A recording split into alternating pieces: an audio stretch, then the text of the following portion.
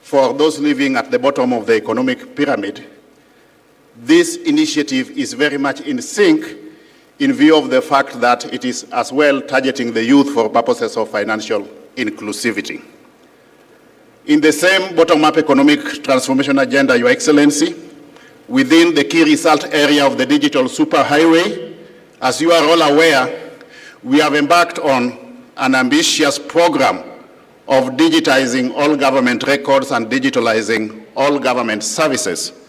And the fact that EcoBank, working in partnership with Fingo, has come up with this virtual platform where the youth can transact business with the bank without physically visiting the bank is again in tandem with our digitalization agenda within government.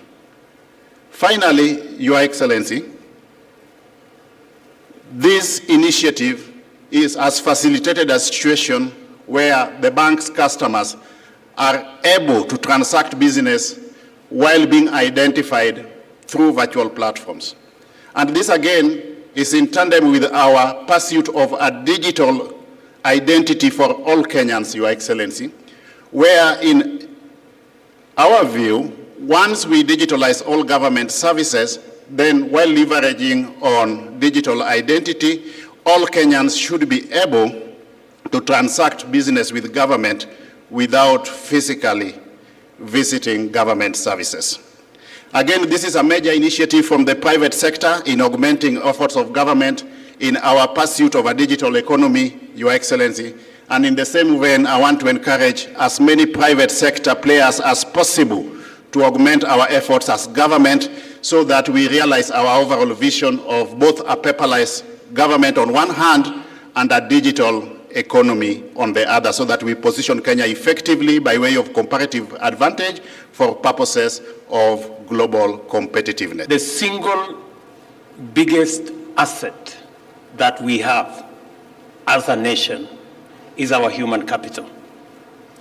That human capital is 75% young, and therefore the single biggest resource is our human capital represented by our young people. And that is why I am very happy this morning to join you in witnessing another milestone in digital transformation journey of the banking and financial sector. This occasion is indeed unique because what is being launched goes beyond the regular offerings of our local fintech. Fingo Africa application aims to become Africa's first youth-centered and purely digital bank, EcoBank of the young people of our republic. And as I have said lately, that the single biggest asset that we have as a nation is our human capital.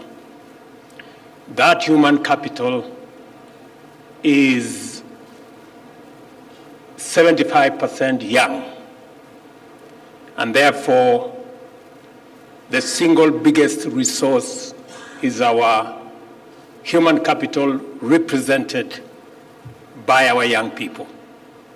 And that is why I am very happy this morning to join you in witnessing another milestone in digital transformation journey of the banking and financial sector. This occasion is indeed unique because what is being launched goes beyond the regular offerings of our local fintech.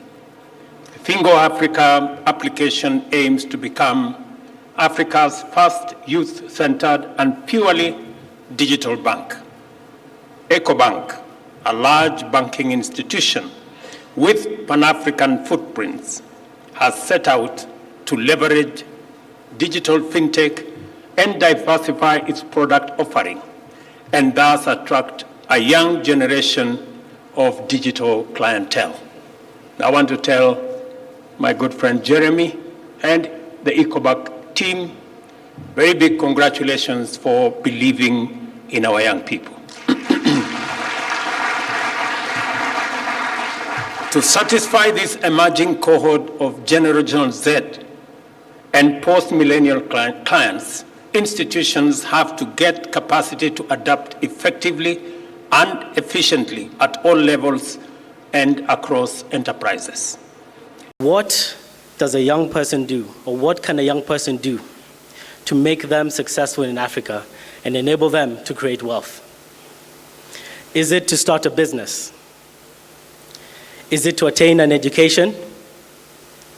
Perhaps it is to join employment. None of these are correct. The single greatest action a young African can perform in Africa to create wealth for themselves and for their families is to leave. The average household income for a family migrating to the West is $50,000 annually. The average household income in sub-Saharan Africa is around $1,000. Migration out of Africa leads to the highest wealth-creating opportunities. And as a result, if you ask most young people what they want, we want to leave. Even though a lot of the time we're not particularly welcome in the West. By 2050, more than 1/3 of the world's youth will be in Africa. That's over 1 billion people. We are here because we do not want these young people to leave. We want them to stay here and to create wealth here.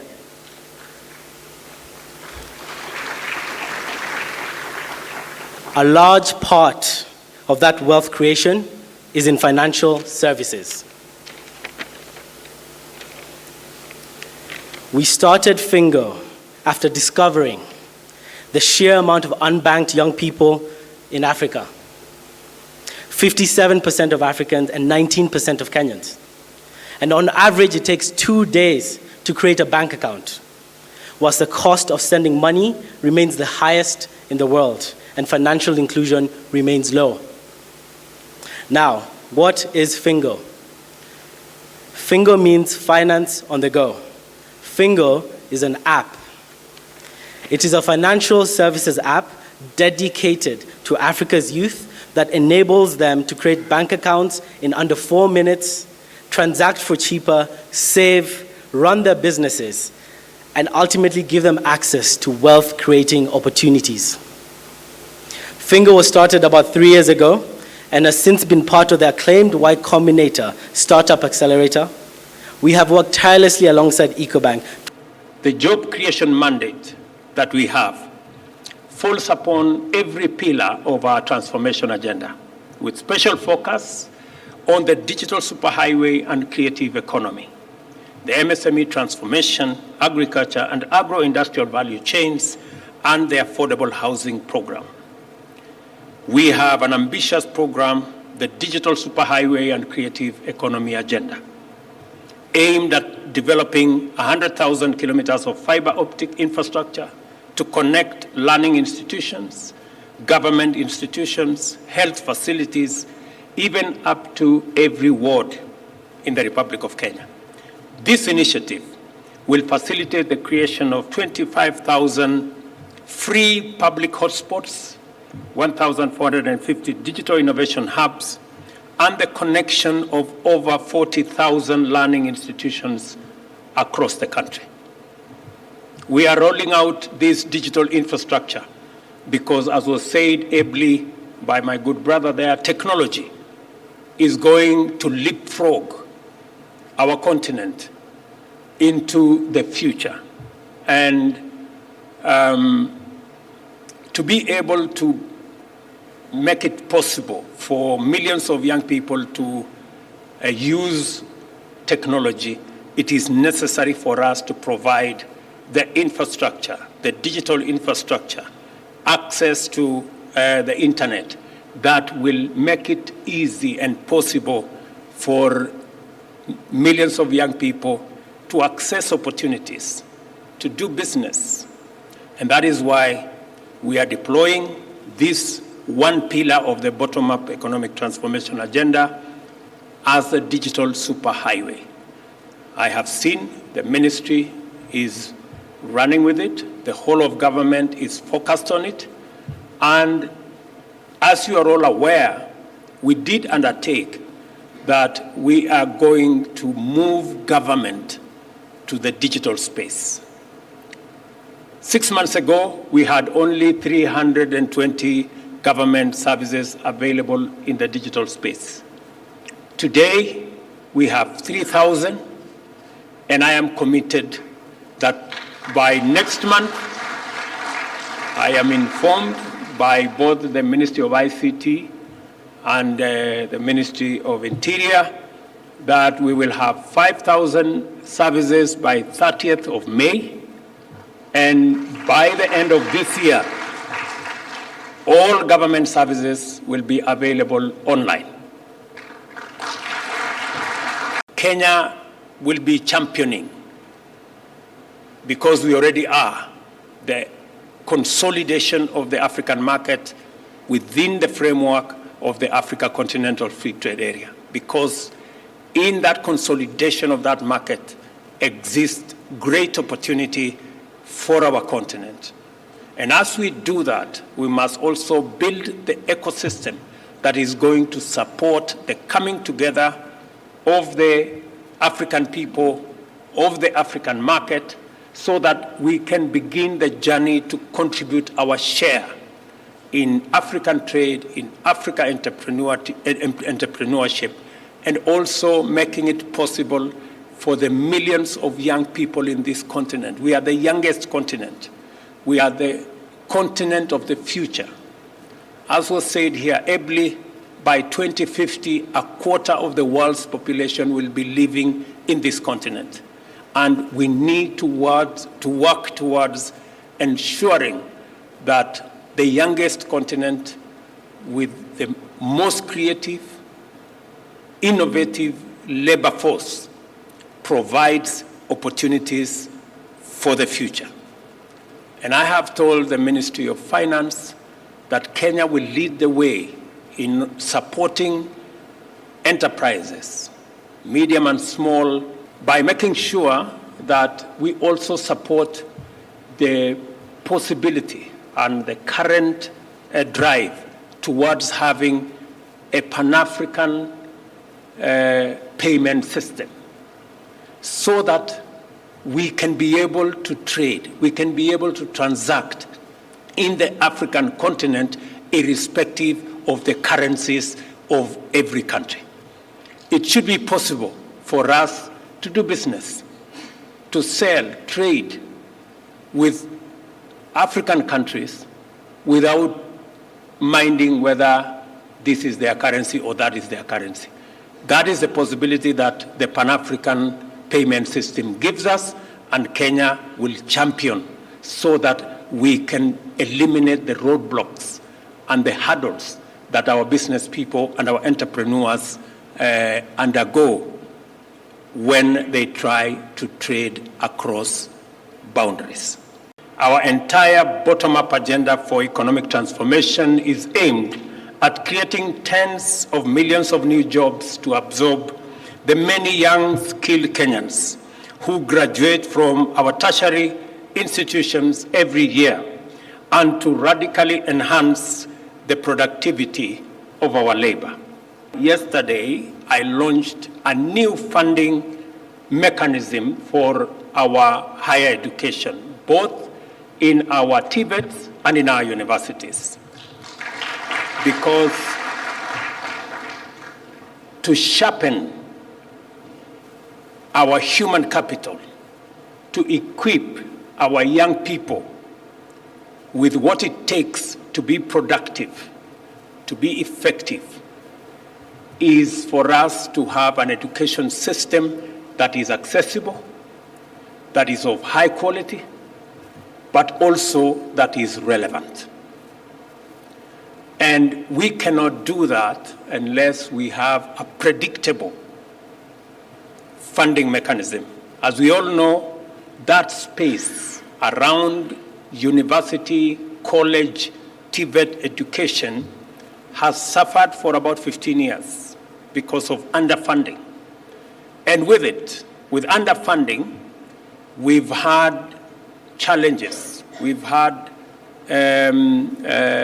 issues with lecturers, with suppliers, and to a great extent, it has had an effect on the quality of our education.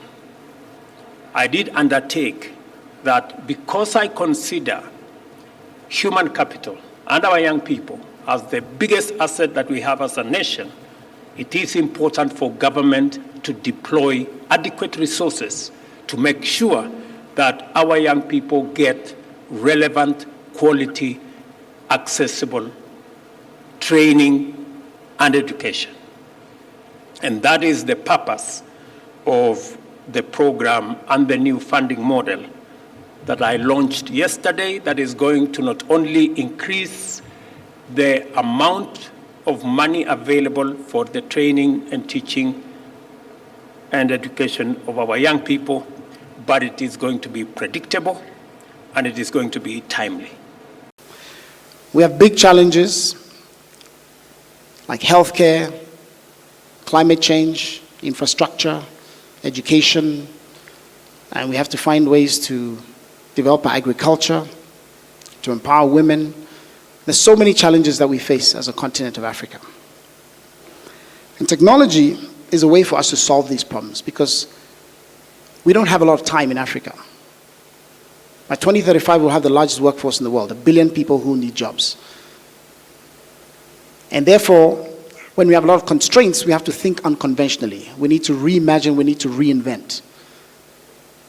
We cannot solve Africa's problems with conventional methods. We need unconventional methods, and technology is the way in which we can do that. I can personally attest to the power of technology. Before the pandemic, we were training a few thousand people on the continent. During the pandemic, we had to leverage technology. And today, we have scaled by 53,000% in just 2 years. And we're training 200,000 software engineers on the continent of Africa. 12,000 of those are here in Kenya. And our goal is to leverage technology to build the next generation of technology talent for the continent. So we aim to develop 5 to 10 million software engineers on this continent of Africa so that we can actually make Africa the next India, the next China, with the talent to power economies. Technology is also crucial for improving public sector governance on the continent. In fact, just yesterday, I was at our campus, the African Leadership University campus in Rwanda, where I was leading a session with 43 leaders from public sector countries across the continent, including 3 from Kenya, where we're helping them to develop skills to become product managers, to think like how tech companies think. Because what do tech companies do? They first understand their user's problem, then they develop a prototype, they roll it out, and then they use the data to improve it. And that's how we go from version 1, version 2. So we go from iPhone 1 to iPhone 10 to iPhone 15, and it gets better. So we're challenging governments to say, what if you thought of your citizens as users? Understand their needs, develop a prototype of a solution, roll it out using data, and then use the analytics to improve the service, and then it gets better and better and better. Estonia is a great example of this. In Estonia, there are only 2 things that you need to interact with the government for in person: to get married and to get divorced. Everything else is online. And so we are hoping that we can develop public sector leaders who can allow our governments to function with this level of efficiency. Because what does technology do as well? It improves transparency, it helps to remove corruption, because a lot of things can be traced. And so Kenya's Huduma centers, obviously, it's a wonderful start in that direction. And Your Excellency, we hope that under your leadership, you will continue to push digitization of the government so that your citizens can access so many services much faster and easier at a lower cost, and it will drive transparency.